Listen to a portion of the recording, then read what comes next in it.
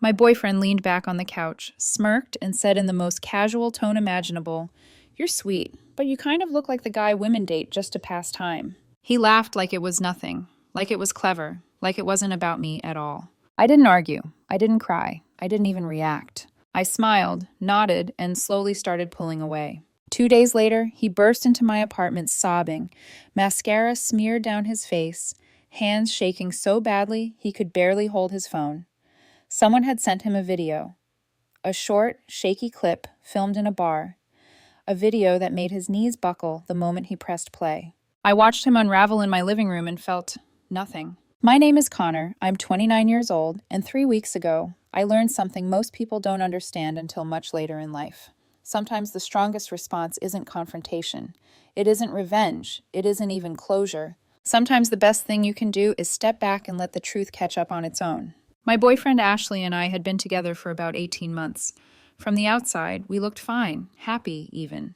Friends thought we were solid. He was loud, charming, always the center of attention. I was quieter, more reserved, the kind of woman people describe as easy to be around. For a long time, I thought that was a compliment. I didn't know that in his mind it meant temporary. That laugh at game night wasn't the first crack. It was just the first time I heard the truth out loud. And once I did, I stopped chasing answers. I stopped explaining myself. I stopped trying to be chosen. I just stepped back. And when the consequences finally arrived at his door, they didn't need my help. They walked in on their own. I was 29 when all of this happened, old enough to think I knew what a healthy relationship looked like, young enough to still excuse things that should have stopped me cold. I worked a steady job, lived alone, paid my own bills, and liked my life quiet. Not empty, quiet. There's a difference I didn't know how to explain back then, especially to someone like Ashley. We met at a mutual friend's birthday party, one of those crowded apartment gatherings where music is too loud and conversations blur together. Ashley stood out immediately.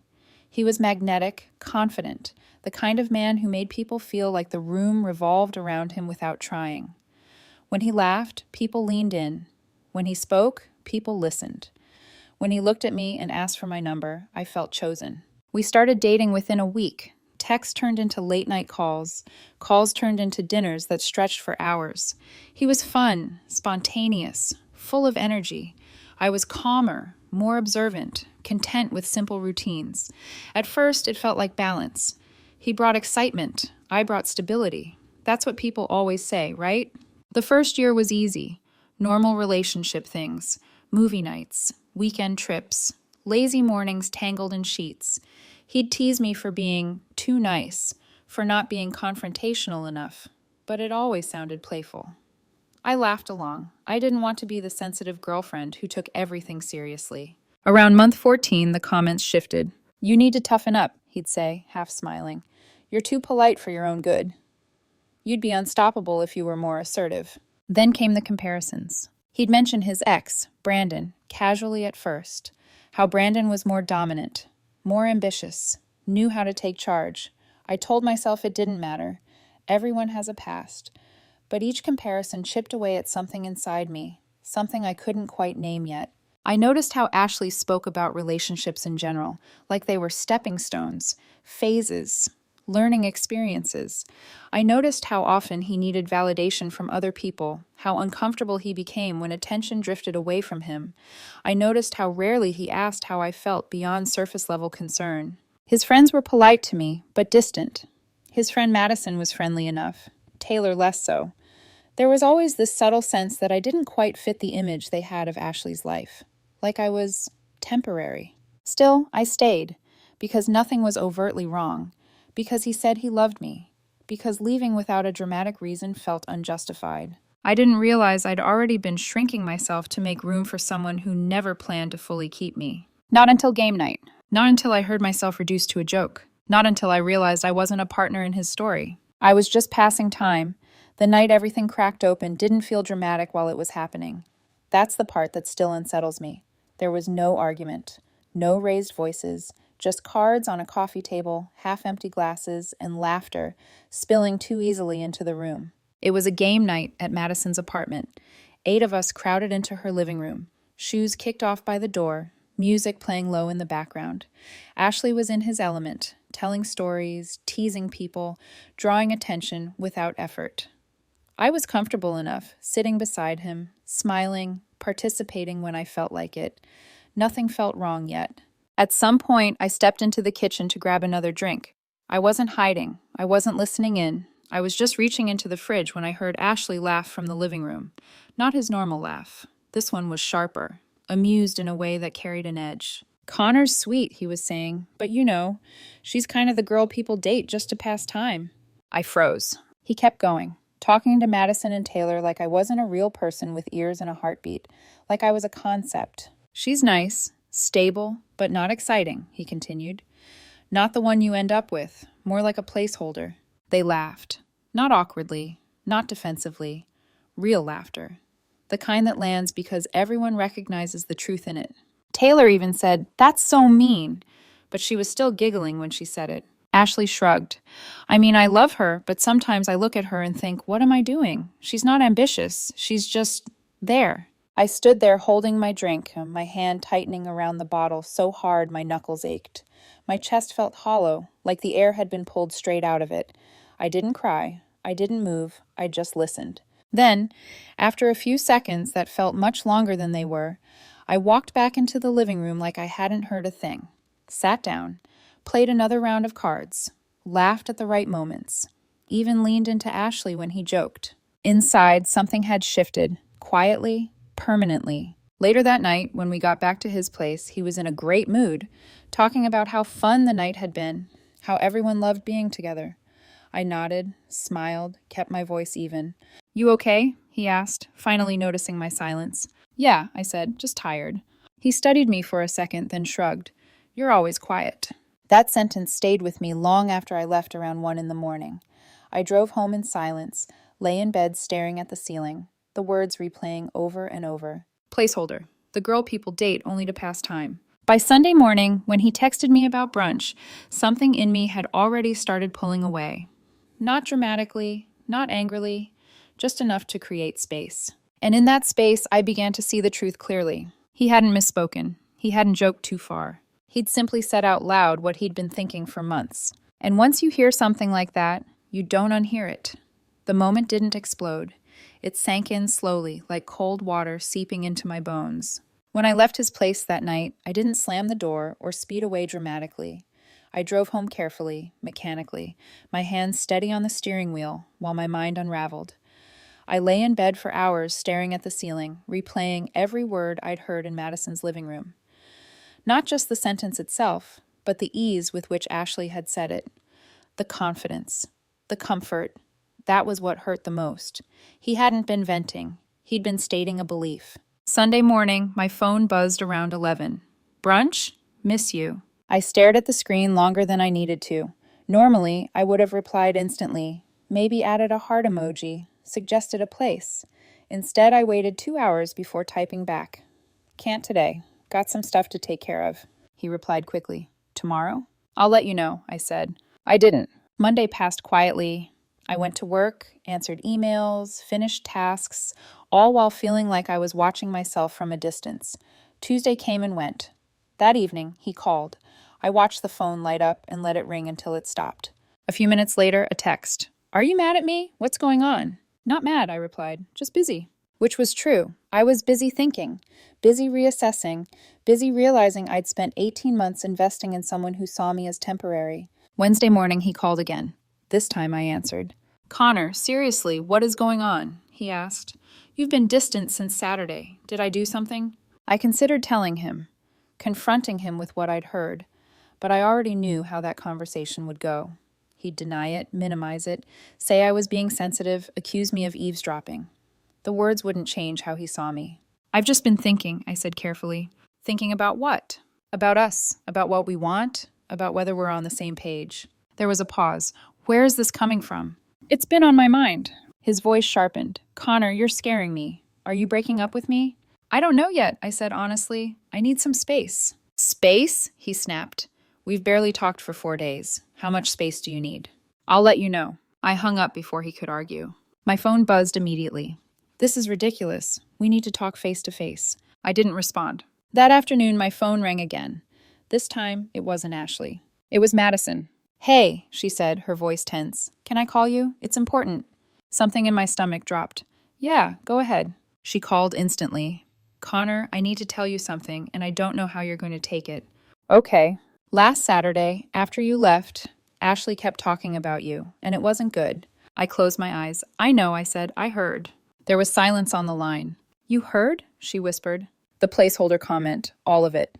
Oh God, Madison said. I'm so sorry. I should have shut it down. I didn't know what to do. Why are you calling me now? I asked. She took a breath. Because something else happened. Yesterday, Ashley met up with his ex. My heart sank anyway. Taylor saw them at that wine bar on 5th Street, Madison continued. They were sitting close, holding hands, laughing. Taylor recorded it because she couldn't believe it. I didn't speak. I don't know if I should show you, she said, but you deserve to know. Send it, I replied. Are you sure? Yes. 30 seconds later, my phone buzzed with a video, 43 seconds long. Ashley was sitting in a booth with Brandon, his ex, leaning in, smiling, his hand resting over Brandon's. At the 30-second mark, Brandon leaned in and kissed him. Not a quick peck, a real kiss, and Ashley didn't pull away. I watched it 3 times. Then I saved it. And in that moment, everything became clear. I wasn't imagining things. I wasn't insecure. I wasn't overreacting. I was just finally seeing the truth. And I already knew exactly what I was going to do next. Nothing. After I watched the video, I didn't cry. That surprised me. I had always assumed betrayal would feel explosive, like something tearing through my chest all at once. Instead, it was quiet, cold, clean, like a door clicking shut somewhere deep inside me. The footage was short, shaky, clearly taken from across the bar. Ashley sat in a booth with his ex, a woman he'd dated long before me, the one he always compared me to without saying her name directly. They were leaning in close, his hand resting over hers, their laughter soft and intimate. Then she leaned forward and kissed him. Not a quick mistake, a choice. And he kissed her back without hesitation. I watched it 3 times, not because I needed proof, but because I needed certainty. Then I saved the video. Madison texted almost immediately. Are you okay? Yeah, I replied. Thanks for telling me. She asked what I was going to do. I told her the truth. I don't know yet. But I did know. I just wasn't ready to say it out loud. I wasn't going to confront Ashley. I wasn't going to send him the video or demand an explanation. I wasn't going to give him a chance to twist the narrative, to blame my distance, my quietness, my so-called passivity. I already knew how that conversation would go. He'd say he was confused. He'd say he felt neglected. He'd say it didn't mean anything. And none of that would change the core truth. He didn't respect me. He never had. That evening, Ashley texted, I can't do this anymore. I'm coming over tomorrow. We need to talk. I didn't reply. Friday afternoon, around 3, my doorbell rang. I looked through the peephole and saw him standing there, eyes red, jaw tight, hands shaking slightly. I opened the door before he could knock again. He pushed past me into the apartment, his voice breaking immediately. Someone sent me a video. I closed the door calmly. What video? Don't play dumb, he said, tears already spilling. A video of me and my ex at the wine bar. Someone recorded us and sent it to me. Do you know anything about that? He asked, desperation creeping into his voice. Why would I said evenly. Because the timing is suspicious, he snapped. You've been distant all week, and then suddenly this shows up. I didn't send you anything, Ashley. He stared at me, searching my face. But you knew, didn't you? Knew what? His composure collapsed. He started crying openly now. That I met up with her. That she kissed you, I finished. His face crumpled. It didn't mean anything. I was confused. You've been acting so weird lately. And she reached out, and I just wanted to feel wanted for once. For once? I repeated quietly. You know what I mean, he said, frustration breaking through the tears. You're so passive. You never fight for me. You never make me feel like you actually want me. I looked at him standing in my living room, mascara streaked down his face, voice shaking, and I felt nothing. No anger, no sadness, just clarity. Who sent you the video? I asked. I don't know, he said. It came from a burner number. Probably someone who saw you and thought your girlfriend deserved to know, I said. You're my girlfriend, he said desperately. Not anymore, I replied. Connor, please, he begged. I made one mistake. You made a lot of mistakes, I said calmly. This is just the one someone caught on camera. He looked confused. What's that supposed to mean? It means I heard you last Saturday night, I said. At Madison's. I heard you call me a placeholder. I heard you tell your friends I'm the girl people date only to pass time. His face drained of color. I was drunk, he said weakly. I didn't mean it. Drunk words are sober thoughts, I said. You've been thinking it for months. You just finally said it out loud. I love you, he said. No, I replied. You love having someone stable while you figure out what you really want. But I'm done being your backup plan. He sank onto my couch, sobbing into his hands. What do I do now? That's not my problem, I said softly. You need to leave. He looked up at me, finally understanding. This wasn't a fight. This was an ending. And I wasn't going to stop it. Once the door closed behind Ashley, the silence in my apartment felt different from before. Not heavy, settled, like dust after a collapse. I stood there for a moment, listening to my own breathing, then sat down on the edge of the couch where he'd been crying minutes earlier. The cushion was still warm. I noticed that and felt nothing about it. The escalation didn't come from him right away. It came from everyone else. Within hours, messages started trickling in. Mutual friends asking vague questions. Are you okay? What happened between you two? Ashley's really upset. By Saturday morning, the story had already begun to shift. I heard from Madison that Ashley was telling people he was confused, that I'd suddenly gone cold, that he felt pushed away. Some people bought it, others didn't. The familiar pattern unfolded exactly as I'd expected. When someone gets caught, the first instinct isn't accountability, it's damage control. His friends reached out more directly. One text said, "You know he didn't mean to hurt you, he's just emotional." Another said, "Everyone makes mistakes. 18 months is worth fighting for." I didn't respond. What hurt more was realizing how often I'd been framed as the problem even before this. Too quiet, too passive, too easy. It was as if my calm had been interpreted as permission. Permission to underestimate me. Permission to disrespect me. Permission to assume I'd always stay. Ashley called again that evening. I watched the phone ring, felt my pulse stay steady, and let it stop on its own. He followed it with a long message. Apologies tangled with excuses. He said he felt unwanted. He said he didn't feel chosen. He said seeing his ex had brought up old feelings. None of it acknowledged what he'd said about me. None of it addressed the contempt. None of it showed understanding of why I'd gone quiet in the first place. That was the moment I realized something important. Even now, even caught, even shaken, he was still centering himself. More messages came the next day. Ashley asking to meet, promising honesty, promising change, promising therapy, promising whatever he thought might work. I read them once, then muted the conversation. Madison called to check on me. She sounded torn. "He's a mess," she said. "He keeps trying to figure out who sent the video. He's spiraling." "That's not my concern," I replied. She hesitated.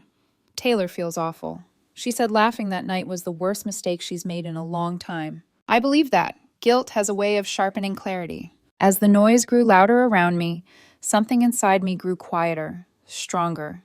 I stopped rehearsing conversations that would never happen. Stopped imagining explanations he'd never fully accept. I wasn't interested in being understood anymore. I was interested in being done. That was when I felt it. The internal shift. Not anger, not bitterness. Detachment. And once detachment sets in, there's no escalation dramatic enough to pull you back. That night was the lowest point.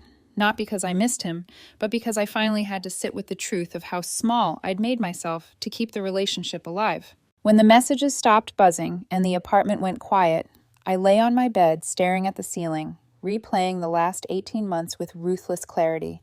Every time I'd softened my opinions so he wouldn't feel challenged. Every moment I'd swallowed discomfort to keep the peace. Every joke at my expense that I'd laughed off so I wouldn't seem too sensitive. I realized something painful. I hadn't just been tolerating his disrespect. I'd been training him how to treat me. That thought hit harder than the cheating. I picked up my phone and scrolled through old photos. Trips, smiles, parties where we looked happy. I tried to locate the moment where things went wrong, the exact day I became a placeholder instead of a partner. But there wasn't one. It had happened slowly, quietly, through 1,000 tiny compromises. For the first time, I let myself feel it. The grief. Not for losing him, but for the version of myself who had stayed when she should have walked away sooner. The girl who thought being chosen meant being quiet. The woman who believed stability was enough to earn respect.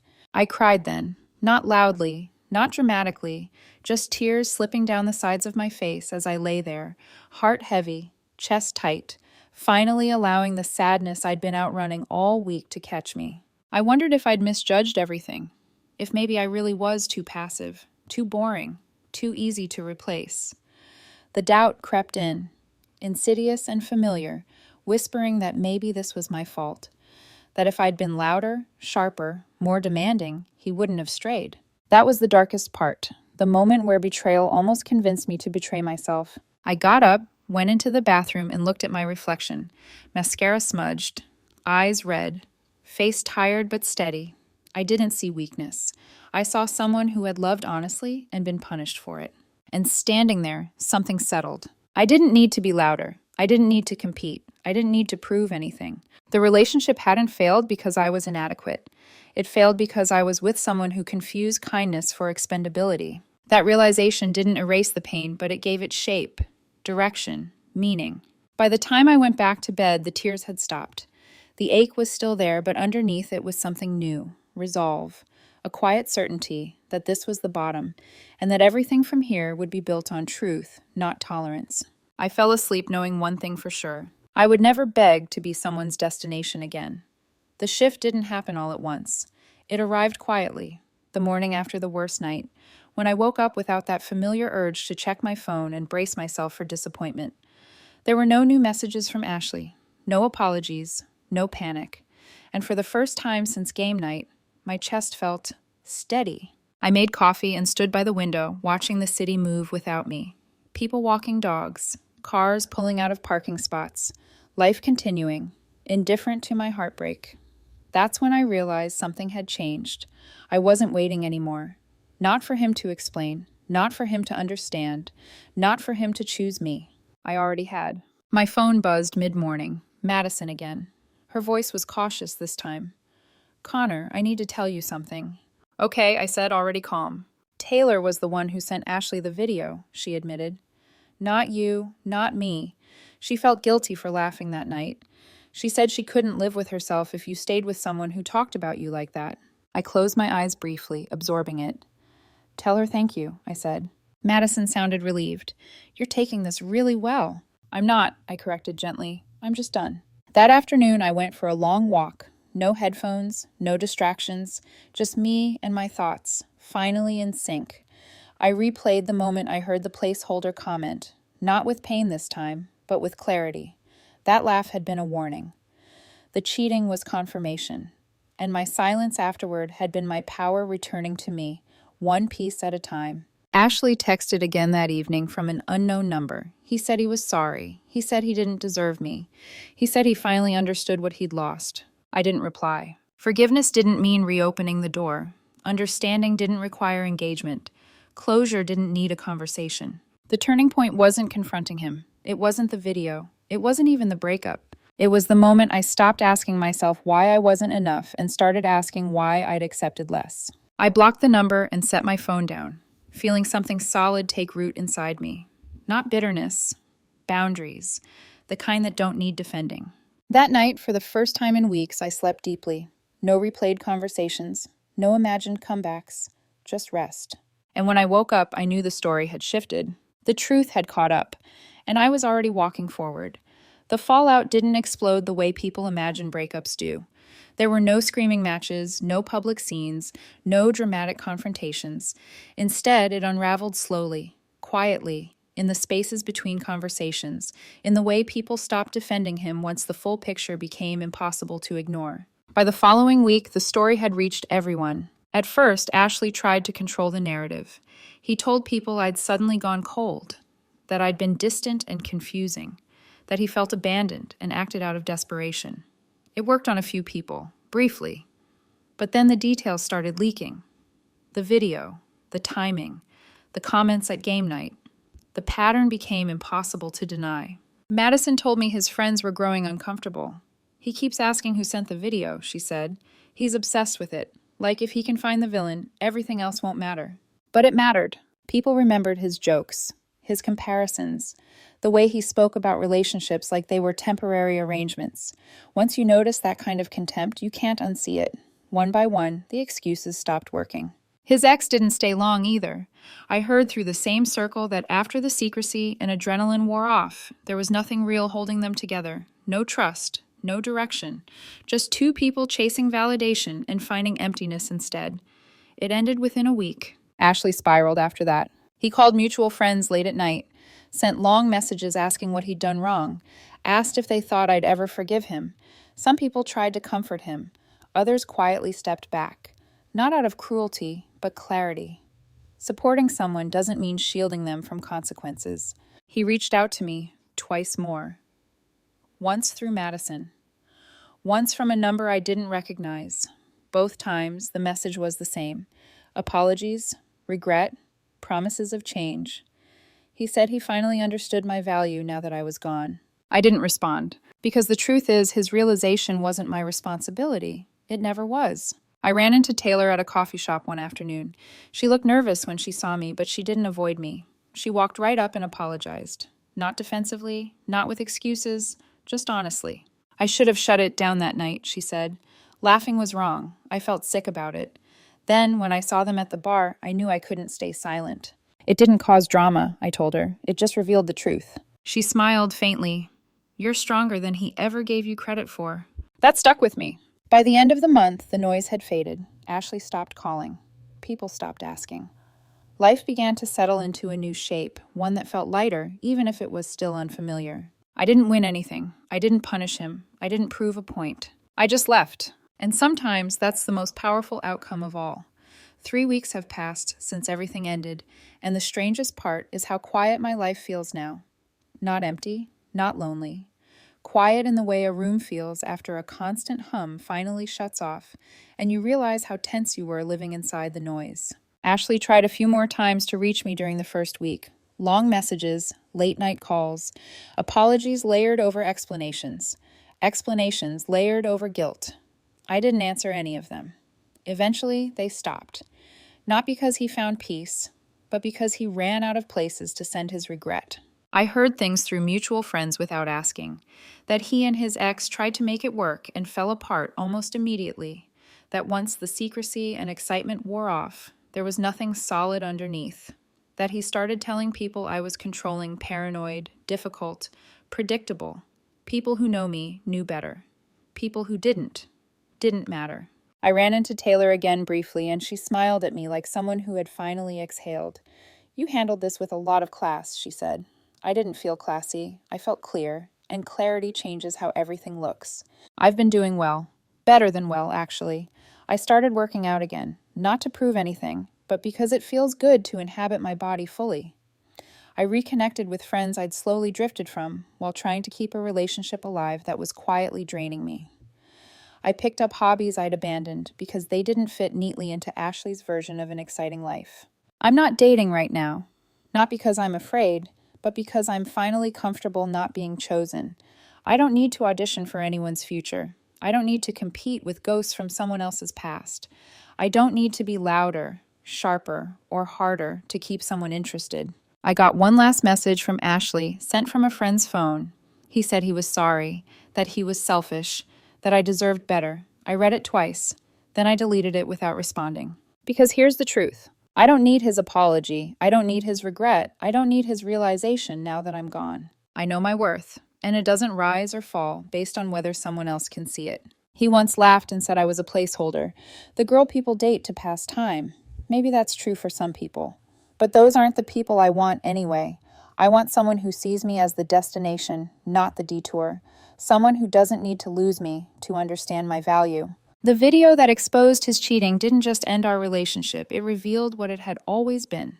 Temporary, conditional, built on convenience instead of respect. And instead of fighting for someone who never truly chose me, I chose myself. That was the real turning point. That was the real ending. And if there's a lesson in all of this, it's simple and hard and necessary. Never stay where you are only tolerated. Never beg to be someone's future, and never confuse silence with weakness. Sometimes silence is just strength, waiting for the truth to catch up.